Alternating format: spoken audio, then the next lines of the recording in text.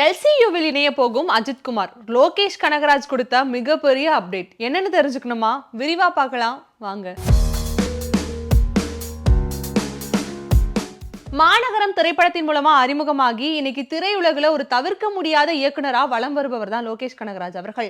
இவர் மாநகரம் திரைப்படத்தை தொடர்ந்து கார்த்தி அவர்களை வைத்து இயக்குன கைதி திரைப்படம் மிகப்பெரிய ஒரு ஹிட்டை கொடுத்துச்சு.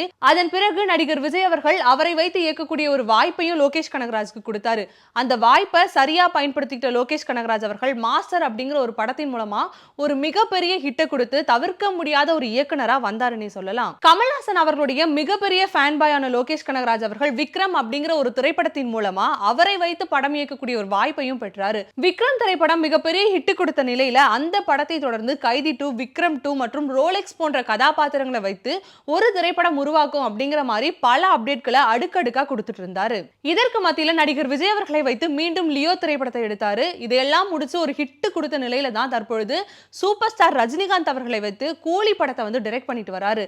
இப்படி பரபரப்பாக இயங்கிக் கொண்டிருக்கும் லோகேஷ் கனகராஜ் அவர்கள் அண்மையில துபாயில் நடைபெற்ற ஒரு பொங்கல் செலிப்ரேஷன் ஃபெஸ்டிவல்ல கலந்துட்டு இருக்காரு.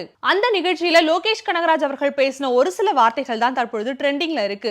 அந்த நிகழ்ச்சியின் பொழுது ஒருத்தர் வந்து லோகேஷ் கனகராஜ் கிட்ட கூலி படத்தினுடைய அப்டேட் பத்தி கேட்கும் பொழுது கூலி திரைப்படம் வந்து கிட்டத்தட்ட 70% வந்து நிறைவடைந்துருச்சு. அது மட்டும் இல்லாம பேலன்ஸ் இன்னும் 30% தான் இருக்கு.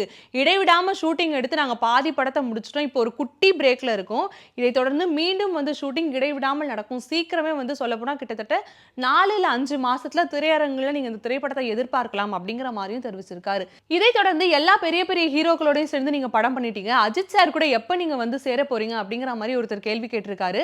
அதற்கு லோகேஷ் கனகராஜ் அவர்கள் என்ன பதில் சொல்லியிருக்காரு அப்படின்னா, எல்லார மாதிரியும் எனக்கும் ஏகே அவர்களோடு இணைந்து பணியாற்றணும் அப்படின்னு தான் நினைக்கிறேன்.